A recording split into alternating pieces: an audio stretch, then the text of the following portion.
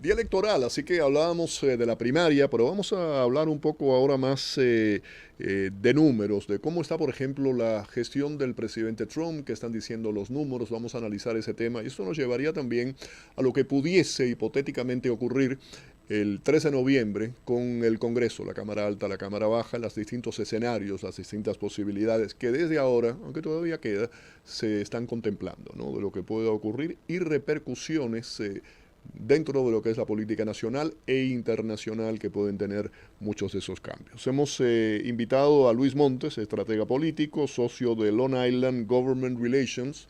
Está con nosotros aquí en el programa para ayudarnos un poco a hablar de números e interpretar todo esto que está ocurriendo. ¿Qué tal? ¿Cómo estás? Félix, buenos días. Siempre Muy, un gusto estar contigo. igualmente, un placer. Eh, yo diría, y te comento esto y te escucho, que en esta elección de medio mandato, hoy estamos ya definiendo las primarias, los candidatos republicanos, demócratas, algunos temas importantes.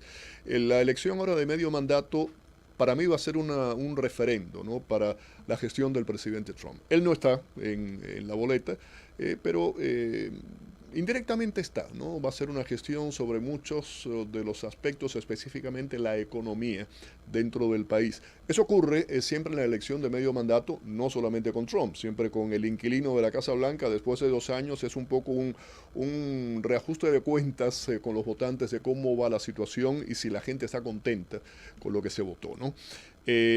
Primero, ¿cómo ves los números? Que yo tengo, por ejemplo, y te comento, tengo aquí unos números que son Reuters Ipsos, en el que está hablando que ha caído la aprobación a un 33%. Y siempre el tema de Hormuz y de Irán está detrás de todo esto. ¿Cuál es tu análisis? En efecto, Félix, tradicionalmente estas elecciones de medio término o de medio periodo son precisamente un referéndum al incumbente, al presidente Sí. que está de turno. ¿Verdad? Y de hecho, si te fijas las declaraciones por parte de su círculo cercano de Donald Trump, como Steve Bannon, la misma jefe de staff, han dicho que el presidente Trump es, ¿verdad?, la persona principal en la boleta. Quizás, ¿verdad? Cuando lo dijeron no estaban, los números no estaban en este nivel, pero sí, en efecto, eso es lo que siempre sucede. Ya, los números son bastante preocupantes para los republicanos en el sentido de que esto es algo que los va a perseguir esta elección.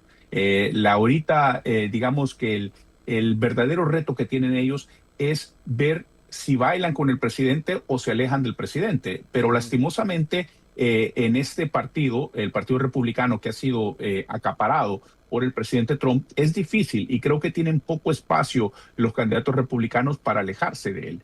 Con números, como bien tú lo decías, de 33% de aprobación, lo más bajos registrados por un presidente en la historia reciente, creo que es bastante difícil, a decirlo, antes de una elección de medio término. ¿Verdad? Y con una desaprobación de más del 64%.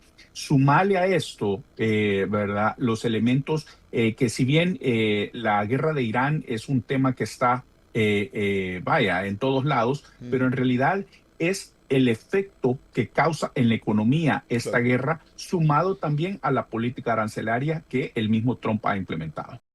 Claro, hay una palabra, algo clave en todo esto es Hormuz, y hay que ponerlo ahí con exclamación. Mm. Hormuz se ha convertido en el centro de todo. Yo digo que inclusive ya no es ni la guerra de Irán, es la guerra de Hormuz. A ver qué es lo que va a ocurrir con Hormuz y por las repercusiones económicas que ha tenido. Eh, Después hablamos, podemos hablar de la oposición, de los distintos escenarios, de lo que pudiese ocurrir con el Congreso, pero la base del presidente Trump.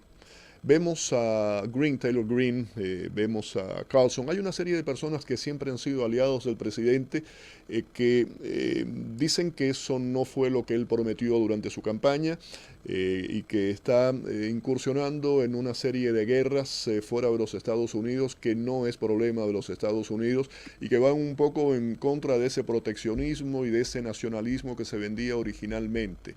¿Qué peso consideras que eso puede tener en la elección? Mira, eso es el reto que tienen este tipo de coaliciones que están pegadas en lenguaje coloquial con saliva, Ujú. ¿verdad? Son coaliciones heterogéneas y que eclécticas hasta cierto punto, porque tenés gente, por ejemplo, de la extrema derecha que estaba ahí por razones, ni siquiera ideológicas, sino que, ¿verdad?, por el lenguaje que ocupaba Donald Trump.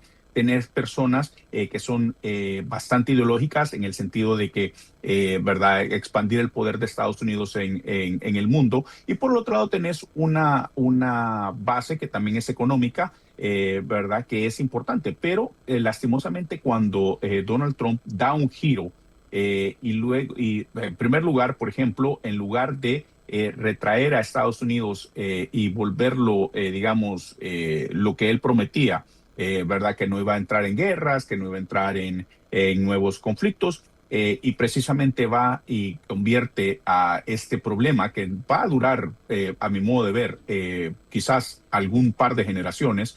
El problema de Irán, ¿verdad? Lo vuelve, hay un desencanto dentro de esa base que creyó en el discurso de Donald Trump de no, y eso es precisamente la gente que tú has mencionado, ¿verdad? Tucker Carlson, Marjorie Taylor Greene, y otros ahí en esa esfera. Y yo creo que al final del día, el verdadero reto que tiene el Partido Republicano, no solo en la elección de medio término, sino en la elección presidencial del 2028, es cómo tratar de mantener esta coalición trumpista para moverse, porque esto es precisamente lo que permitió el triunfo holgado del presidente Trump en el 2024. Al no tener esos elementos, pues, cuando falten uno de estos elementos, ahí vas viendo que se va, ¿verdad?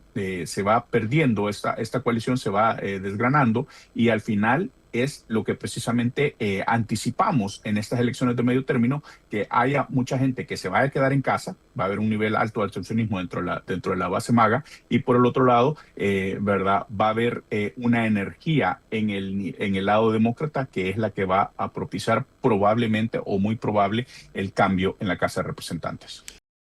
Claro, también hay que decirlo todo y hay que reconocer, los demócratas no tienen fuertes candidatos, no están organizados, y no solamente eso se vio aquí a nivel estatal, eso lo podemos decir nacionalmente. Creo que también la organización de los demócratas depende mucho de lo que ocurre próximamente. Mira, hablaba de 33%, ha bajado la aprobación según Reuters Ipsos. La guerra en Irán es primordial en todo esto. Ahora, tú estabas hablando de la guerra que va a continuar a largo plazo.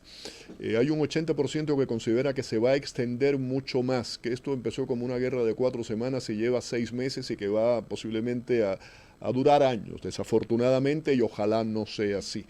Este factor es importante. Ahora, el estadounidense promedio no vota con política exterior, vota con el bolsillo, y el bolsillo va a ser fundamental. Quedan un poquito menos de 3 meses para la elección. Pueden cambiar cosas, puede haber para bien y para mal. ¿Cuáles son los panoramas y los escenarios que tú contemplas? Mira, refiriendo al Partido Demócrata, ¿verdad? También un poquito. Sí, tenemos un gran problema. Este problema del DSA es un problema serio, ¿verdad? Que si el Partido Demócrata no lo corta de raíz, puede generar precisamente resultados no esperados. Y volviendo al tema, porque precisamente es el tema de la economía. La gente al final no quiere oír, ¿verdad?, más cargas impositivas o cuestiones que en realidad no lleven a un desarrollo económico viable. Entonces, si el Partido Demócrata no le presenta al electorado una agenda viable, precisamente vamos a tener los problemas. Con referente a esto,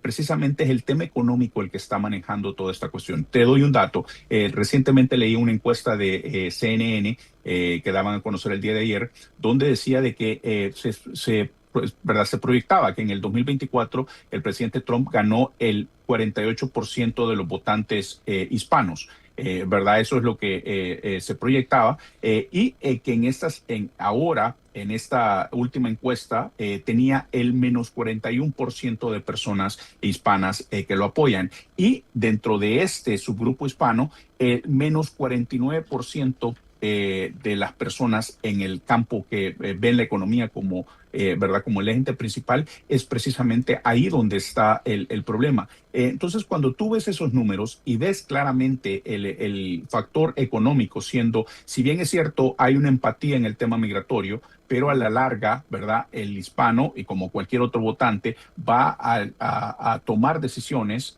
políticas predominantemente basado en la economía. Y en ese sentido, ¿verdad? Como hablábamos anteriormente, el campo en la materia arancelaria, lo que hemos estado pagando extra en los supermercados, sumándole el 40% extra que se está pagando en los precios de gasolina comparado al año pasado, precisamente por ese inicio de guerra del febrero 28 del 2026 en Irán. Claro. No, es interesante eso que estabas mencionando del voto latino. Durante muchísimo tiempo se estuvo diciendo, me voy a hace una década, se está hablando de esto, o más, sin el voto latino no se ganan las elecciones en Estados Unidos. Eso durante un tiempo no se cumplió. Vimos que ha habido un cambio, y lo vimos en las elecciones de Trump, de que el latino, muchos latinos aquí en la Florida, no solamente en el condado de Miami-Dade, también más al norte, y la comunidad afroamericana, no en un gran porcentaje, pero también votaron por el presidente Trump. Vemos que esos números se están revirtiendo. Tú decías que el tema migratorio puede tener una cierta influencia, pero consideras, ¿no?, que el latino que vota, más allá del tema migratorio, que les puede tocar de una u otra forma, lo que está de nuevo es votando con el bolsillo y que sus intereses son otros. Definitivamente, yo creo que la economía siempre es el tema que maneja esto y si te fijas la manera como el presidente Trump conectó con muchos de los, ¿verdad? De los hispanos en ese 48% que votó por él en el 2024 fue precisamente el tema económico. En aquel entonces era una inflación percibida. ¿Verdad? Porque no era una inflación tan alta como la del 4.2% que tenemos en estos momentos, ¿verdad? Y que la gente sentía de que le había afectado el bolsillo. A esto sumado, obviamente, a los diferentes nichos a los que apelaba Trump, como por ejemplo la parte cultural, esta parte de hablar de la cultura LGBT y todo esto, que esto tiene un cierto nicho dentro de la comunidad hispana, porque somos conservadores de naturaleza, por naturaleza, ¿verdad? Por las enseñanzas religiosas que tenemos, yo diría, la enorme mayoría. Y esto es algo que, ¿verdad? Vaya, no cuaja con el hispano. ¿Verdad? Entonces, pero sí, yo siempre he creído que el tema número uno de hispanos, y cuando se encuestan, lo ves una y otra vez, es economía, es, ¿verdad? Impuestos, es educación, ¿verdad? Y muy a la larga, ahí en el quinto o sexto lugar, aparece el tema migratorio, porque, ¿verdad? Mucha de la gente ya que está para votar, es simplemente una cuestión de simpatía o empatía con el prójimo, no es tanto que esté afectado por el tema migratorio. Me queda poco tiempo, pero no quiero dejar de hablar de los ojos del país están puestos en lo que va a ocurrir ahora en el Congreso el 13 de noviembre. Los republicanos tienen mayoría leve, creo que son 6 aproximadamente en cada una de las cámaras de ventaja. Se renuevan ahora los 435 asientos de la Cámara, o sea, el Congreso, de la Cámara de Representantes y 35 escaños del Senado, o sea, de los 100, 35, un 35%. Normalmente la elección de medio mandato, comenzábamos hablando de esto, es un referéndum al Ejecutivo de turno, ¿no? Y se suelen perder asientos. ¿Cómo anticipas esto? ¿Y qué importancia crees que pueda tener para muchas de las políticas internas y externas de política exterior que está teniendo en ese momento el presidente Trump? Mira, quizás contextualizar un poquito. Yo creo que de una manera astuta y una manera previsible por parte de Trump, aunque en contra de los intereses de los demócratas, él ha movido eso, ha redistribuido ciertos distritos que pueden tener un gran impacto al momento de la elección de noviembre 3 del 2026, ¿verdad? Esto hay que decirlo. Pero por el otro lado, yo creo que este swing que se espera en la Casa de Representantes puede ser significativo. Creo que ahí puede haber, ¿verdad?, un elemento importante. El Partido Demócrata tiene que ser bastante inteligente al momento de no politizar tanto esta cuestión, ¿verdad?, y amenazar con ciertas de las cosas que ya Trump está diciendo, ¿verdad?, que posiblemente que con investigaciones y todo esto, sino que tiene que enfocar precisamente el tema en la parte económica.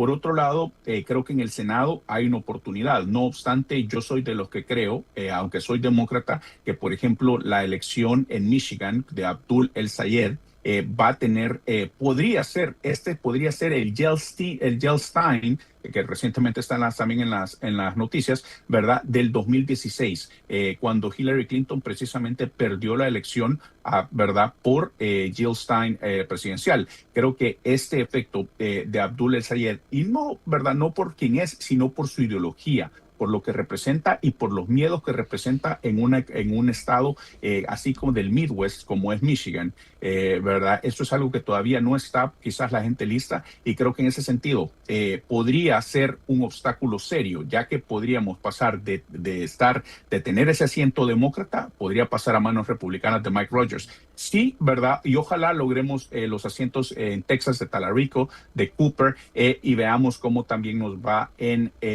Maine, ¿verdad? Que podría ser una oportunidad. De ser así, podría terminar el Senado quizás en un empate, Que en manteniendo caso de un empate esa en el Senado, entonces el vicepresidente es quien tiene la facultad, ¿no?, de poder votar y romper ese empate, y en ese momento pues eso tendría una inclinación republicana. republicana, definitivamente. Te agradezco mucho que hayas estado con nosotros en el programa. Se me va el tiempo. Me hubiera gustado conversar un poco más en profundidad sobre ese tema. La invitación para otro día y hablarlo más desmenuzarlo un poco más en detalle. Mil gracias, ¿eh?